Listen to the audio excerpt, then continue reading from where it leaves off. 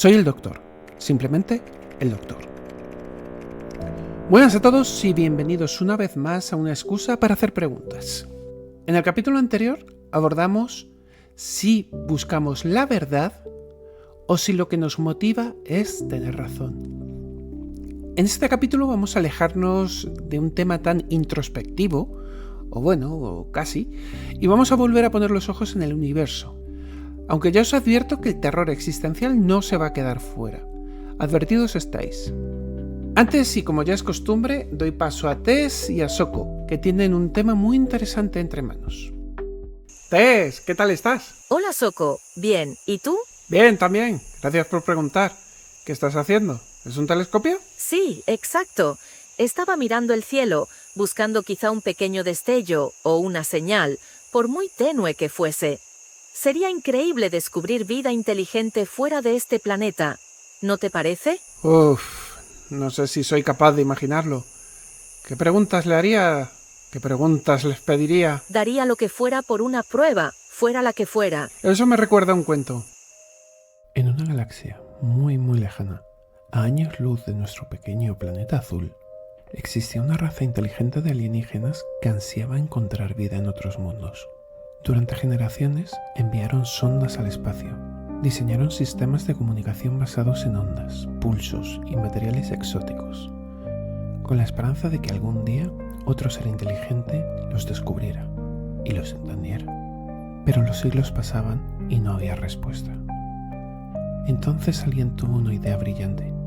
Comprendió que la luz viajaba a una velocidad finita y que al mirar a las estrellas no veía el presente, sino una imagen antigua, una fotografía de millones de años en el pasado.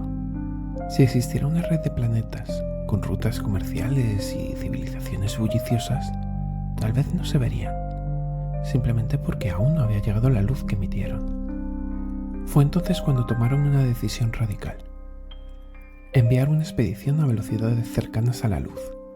Su objetivo no era solo explorar el espacio, sino también avanzar en el tiempo, atravesar ese velo de retraso lumínico y presenciar lo que las estrellas mostraban ahora, no lo que fueron entonces. Entre todos los planetas candidatos, hubo uno que llamó su atención. El tercero alrededor de una estrella modesta. Sus parámetros bioquímicos eran perfectos. 2/3 del planeta estaban cubiertos por agua líquida. Parecía un sitio ideal para que la vida floreciera. La nave partió, y al principio, desde la ventana frontal, el planeta se veía como un punto pequeño, brillante, junto a su estrella y su sistema. Pero conforme aumentaba en la velocidad, la realidad comenzó a deformarse. Las estrellas parecían comprimirse hacia adentro. El espacio ya no obedecía ninguna geometría conocida. Los colores se desplazaban hacia un azul intenso, casi violento. Todo parecía plegarse y abrirse como un túnel sin fin. Era como si el universo se estrechara hacia un solo punto. La tripulación no entendía lo que veía. Confiaron en los instrumentos, en los cálculos, en la promesa de encontrar algo allá afuera. Durante años y años, según sus relojes, viajaron entre ese túnel de luz comprimida, esperando. Y finalmente llegaron. Reducida la velocidad, la distorsión se desvaneció poco a poco, revelando al fin la imagen del planeta. Ya no era joven ni prometedor, era un desierto seco y gris, sin atmósfera, sin agua, sin vida. Sobre la superficie, los sensores detectaron restos de estructuras, ruinas de lo que parecía haber sido una civilización tecnológicamente avanzada. Pero algo había ocurrido. Algo lo había destruido todo. La tripulación miró hacia atrás, desalentada, para enviar el informe. Pero entonces, algo imposible ocurrió. Al enfocar sus instrumentos hacia su propio planeta natal, lo vieron tal como estaba cuando partieron. Allí estaban sus familias, sus compañeros, saludándolos en la pista de lanzamiento, congelados en el tiempo como si nada hubiera pasado. Nada había transcurrido. Sin dudarlo, iniciaron el viaje de regreso. Habían cumplido su misión. Era hora de volver a casa. La nave volvió a acelerar, las distorsiones retornaron, las estrellas se comprimieron, los colores se desplazaron, el universo se volvió de nuevo un túnel de geometrías imposibles. Pasaron años, y cuando finalmente desaceleraron al llegar, vieron su planeta. Pero no como lo habían dejado. Ya no era el mundo que les dio origen. Era otro yermo, otro cementerio cósmico, sin atmósfera, sin agua, sin nadie. Lo que una vez fue su civilización había desaparecido. No quedaba nada. La tripulación descendió a la superficie devastada. No sabían cuánto tiempo había pasado en su mundo, solo sabían que habían llegado tarde. Lo habían perdido todo. Y en medio del silencio más absoluto, sin destino posible, sin nadie a quien volver, comprendieron la verdad. Estaban solos. No por falta de búsqueda, no por falta de respuestas, sino porque todas las civilizaciones, la suya y las demás, estaban separadas por la estructura misma del espacio-tiempo. Miraron al cielo y por primera vez vieron los planetas que antes solo eran una fotografía del pasado, como eran en el presente. Millones y millones de mundos que habían tenido vida y que, como ellos, la perdieron antes de poder encontrarse. La paradoja tenía respuesta y no les sirvió para dejar de estar solos. Menudo cuento, me has generado miedo, de verdad. Lo siento, creía que te gustaría. Sí, me ha encantado, pero entenderás que me genere una mezcla entre miedo y tristeza, ¿no? Sí, lo entiendo. ¿Crees que algún día llegaremos a conocer vida extraterrestre? ¿O como en el cuento piensas que simplemente de existir vivimos en una especie de sincronía que nos impediría conocernos nunca? Eso da una sensación de soledad inmensa. ¿Quién sabe, Tess? ¿Quién sabe, Soko? ¿Quién sabe? La paradoja de Fermi da dos lecturas. Por un lado, la más obvia, ¿dónde están todos? La gran pregunta, ¿no? ¿Estamos solos en el universo? Pero también hay una segunda lectura, más existencial. Y es, ¿tiene esto algún sentido? ¿Podríamos ser una simple casualidad cósmica? ¿Qué pasa si la vida es una rareza que no se ha dado en ningún otro lugar del cosmos? Estas son las preguntas que quiero que nos hagamos y, como siempre, voy a utilizar algunas obras audiovisuales para indagar en ellas.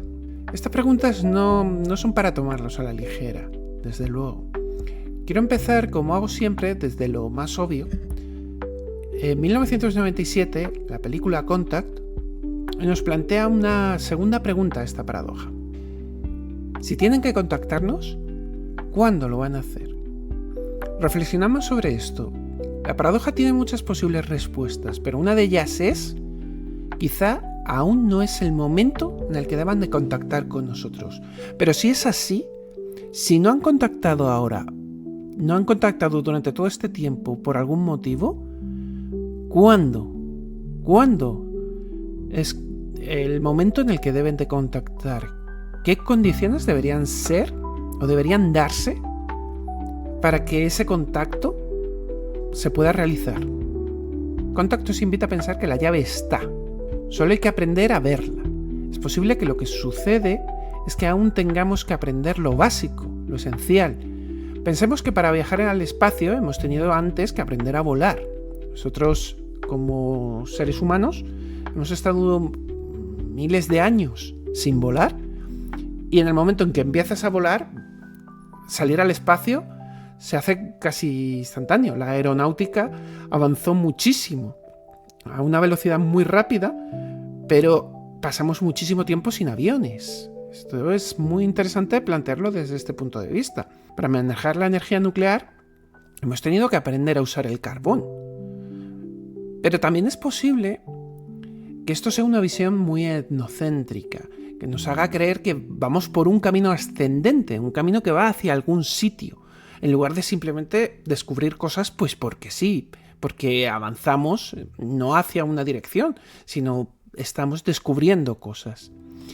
En la película de 2001, Una odisea del espacio, de 1968, Kubrick nos muestra que hay algo que está ahí, que no podemos entender, pero que su presencia, su interacción con la humanidad estaría desde el comienzo mismo de nuestra historia, incluso antes. Pero no somos capaces de entenderlo, aunque nos esté llevando de la mano y su presencia esté ahí. Se nos pasa desapercibido y nos va dando como un pequeño impulso. Cada X tiempo damos ese gran salto, ¿no? Y en 2016, la película de La Llegada, y esta película me la voy a reservar para el capítulo de divagaciones, es una obra magna del lenguaje cinematográfico. Ya entraré en detalle en ese capítulo. Y también juega con esa pregunta, pero desde otra perspectiva diferente, ¿no? Quizá contactarían con nosotros en el momento en el que nosotros vamos a meter la pata. Es decir, no nos han contactado porque no han tenido necesidad, no quieren contactarnos, ¿no? Hasta que se dicen a sí mismos, actuamos, o si no actuamos ya no hay marcha atrás, ¿no? En esta película los heptápodos precisamente llegan en el momento, en ese instante, y no en otro, ni antes ni después, porque es el momento en el que el daño que se le va a hacer al mundo, si no van en ese momento, va a ser irreversible. O interactúan ahora o no habrá futuro. Pero claro, son unos pensamientos pesimistas, ¿no? Y eso también da muchísimo juego a la hora de contar historias. Entre lo pesimista y lo esperanzador nos podemos mover en diferentes puntos hasta llegar incluso al terror puro. Esto me recuerda a dos videojuegos. Está la saga de Deep Space y la de Alien Isolation. Aunque, bueno, Alien Isolation está vinculada con Alien el octavo pasajero y las películas posteriores de Alien, Prometheus y todo lo que hay alrededor de Alien, que nos plantea otra posibilidad. ¿Y si ellos no son amigables?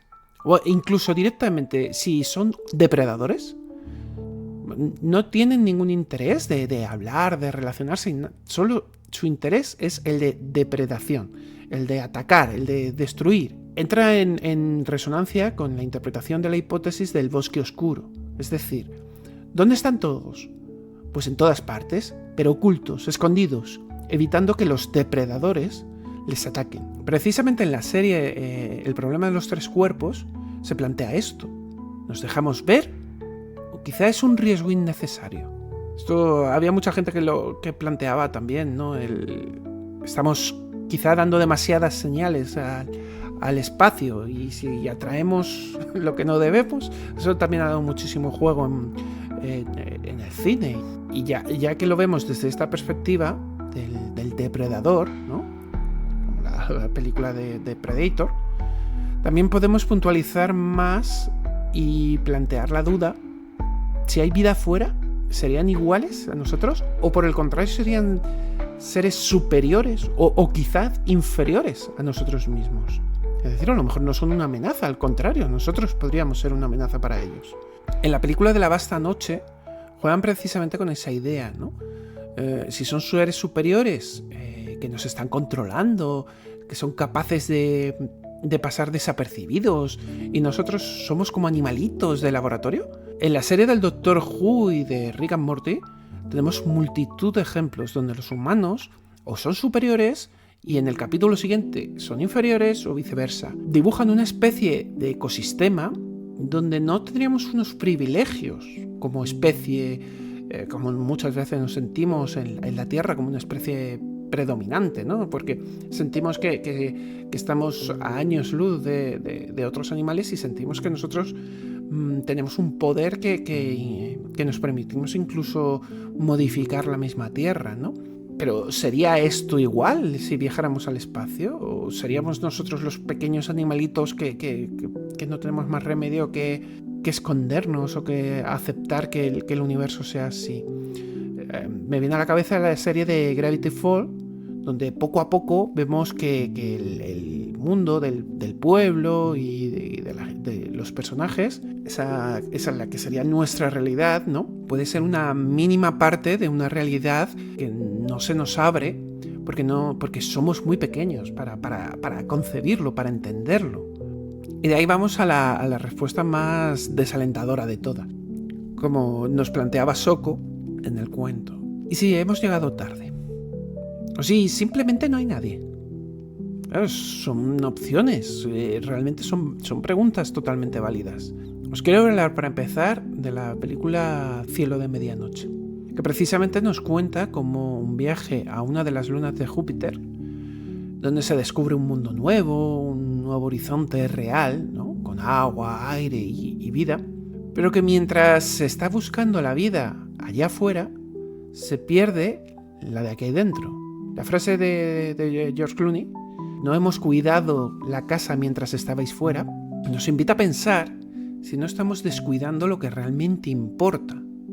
¿Para qué buscar más allá si aquí tenemos tantísimas cosas que no debemos obviar y sobre todo no debemos dañar? La serie de Expanse o Galáctica nos muestra un cosmos con humanos en una expansión que van ocupando planetas y van de un sitio para otro, tienen varias sociedades o civilizaciones, pero siempre son humanos y están solos. Es un universo vacío, aunque estén ocupando 20 planetas, pero es que no hay nada más que humanos, lo que quiere decir que se han extendido, pero no han encontrado nada más, no ningún otro ser. En el videojuego No Man's Sky presenta un universo inmensamente, desmesuradamente vacío. Nos enseña de una manera interactiva cuán fácil es no encontrar nada de nada.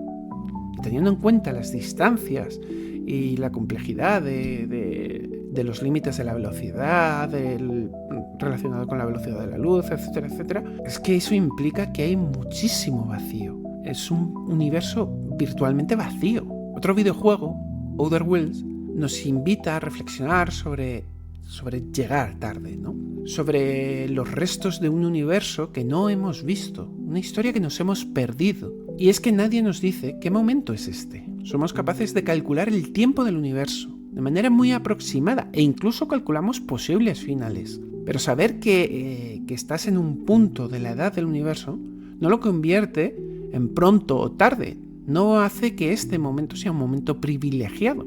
¿Ha pasado lo que tenía que pasar? ¿O lo que tiene que pasar está por venir? Es decir, ¿hoy es tarde o hoy es pronto? Pensémoslo, por ejemplo, en la historia de la humanidad, ¿verdad? Ahora nos vemos como, estamos en un momento súper avanzado, tal. Pero a lo mejor lo más interesante ya pasó, o a lo mejor lo más interesante fueron hace 100, 200 o 300 años, y nosotros ahora mismo estamos en el postproceso, o en la decadencia, o al contrario, o a lo mejor lo más interesante vendrá dentro de 500 o 600 años, y hoy es muy pronto para la humanidad. Claro, nosotros podemos saber cuánto tiempo hace desde que la humanidad surgió, y podemos hacer predicciones de cuánto va a tardar. Pero claro, no podemos saber realmente si el momento actual es un momento privilegiado o si llegamos tarde. Y ahora voy a dar un giro de 180 grados y voy a cambiar la dirección de la mirada. En lugar de mirar hacia afuera, quiero mirar hacia adentro. Como decía al principio, la pregunta del sentido, el miedo existencial, el sentimiento de desamparo. Quiero ver la paradoja de Fermi sin viajar a las estrellas, con ejemplos que se ajustan a ella sin hablar del cosmos. Hay un género en sí mismo, con las películas de búnkers, que son esencialmente esto. En estos tiempos extraños en los que vivimos, quizás sea un género con un importante potencial para reaparecer. Hay películas como la alemana Das Bunker de 2001, Haydn de 2015, o una película que a mí me encanta personalmente, que es El Día de los Muertos de 1985 de George A. Romero, donde nos preguntamos, ¿qué pasó? ¿Por qué estamos aquí? ¿Por qué estamos encerrados en este búnker? ¿Qué es lo que ha pasado fuera? Pero también nos hacemos la pregunta, ¿acaso hay alguien fuera? ¿Queda alguien con vida fuera? Pensar, por ejemplo, en el Día de los Muertos. El Día de los Muertos gira alrededor de la pregunta de si habrá alguien en otro sitio, en otro búnker, si habrá sobrevivido alguien. Para un cosmólogo, la Tierra es un pequeño búnker y la inmensidad del cosmos tiene una innumerable cantidad de planetas que nuestros ojos no pueden ver, que quizás sean rocas inertes o mundos increíbles, pero no somos capaces de salir de nuestro refugio, donde tenemos sustento y una vida. Pero, ¿qué nos bloquea el saber? ¿Qué está pasando ahí fuera? Y en la perspectiva introspectiva y el análisis innecesariamente forzado, os voy a invitar a pensar con un capítulo de Los Simpson. En el episodio 9 de la 12ª temporada, el capítulo, no sé cómo pronunciarlo, no sé, H-O-M y la R al revés, Homer descubre lo solo que puede estar en el mundo cuando su coeficiente intelectual aumenta drásticamente al retirarse un lapicero de colores del cerebro. Que dicho así,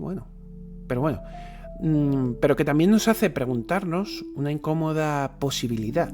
¿Y si todo esto es una pura invención?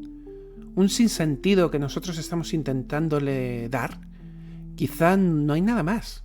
Solo es una casualidad, sin ningún tipo de sentido o necesidad. Pero claro, ¿quién quiere esa respuesta?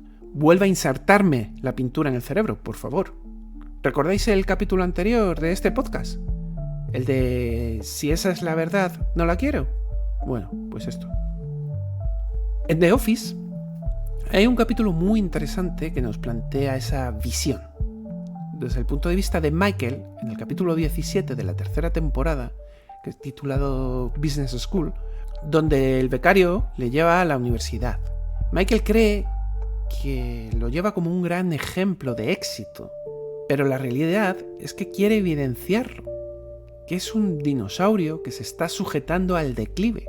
Quizá nosotros nos vemos en el universo como los avanzados, los seres que todos querrían conocer. Quizá pensamos que otros seres vendrían y al descubrirnos dirían ¡ah, increíble, he descubierto vida! Cuando en realidad, a lo mejor un ser del espacio nos vería con lástima y diría ¡oh, pobrecillos, mira! En su estado de civilización precaria, queriendo conocer a los mayores, ¿no? Da un poco que pensar. Quiero rematar el análisis con 2 series de Cartoon Network que creo que son más recurrentes que mi propia voz en estos podcasts.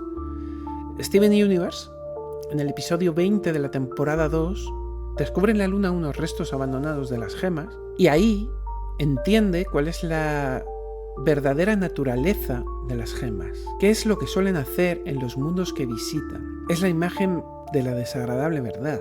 Aquello para lo que no estaba preparado, ese conocimiento que ansiaba, pero una vez que lo encontró, hay que asumirlo. Y en Hora de Aventuras, en el episodio 25 de la 6ª temporada, tenemos Verde Eterno, donde Finn tiene un viaje astral que le permite entender todo, le permite entender el sentido de la vida, le permite hablar, le permite conocer otras vidas y entender un poco los sinsentidos.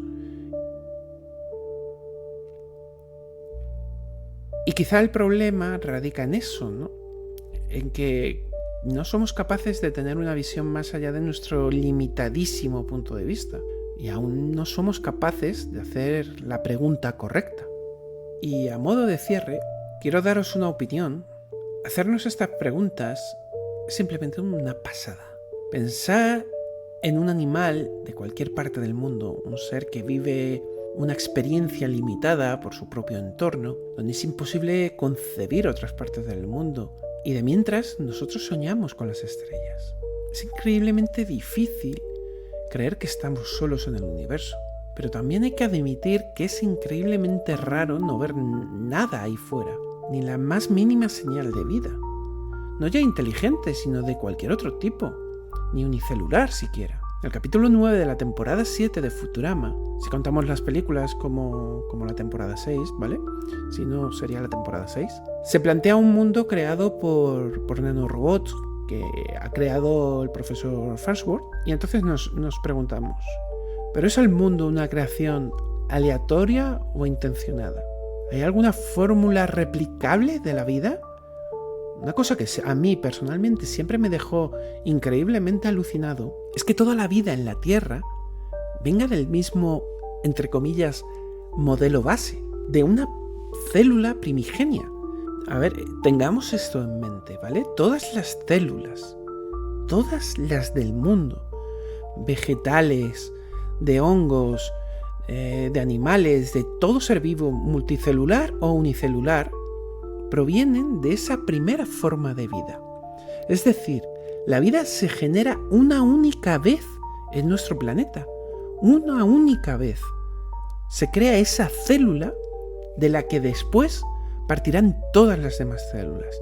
No existe un modelo vital múltiple. Podrían existir, por ejemplo, 3 formas distintas, ¿no?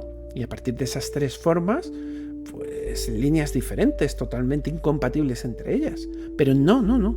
Todo parte de un único nodo en común.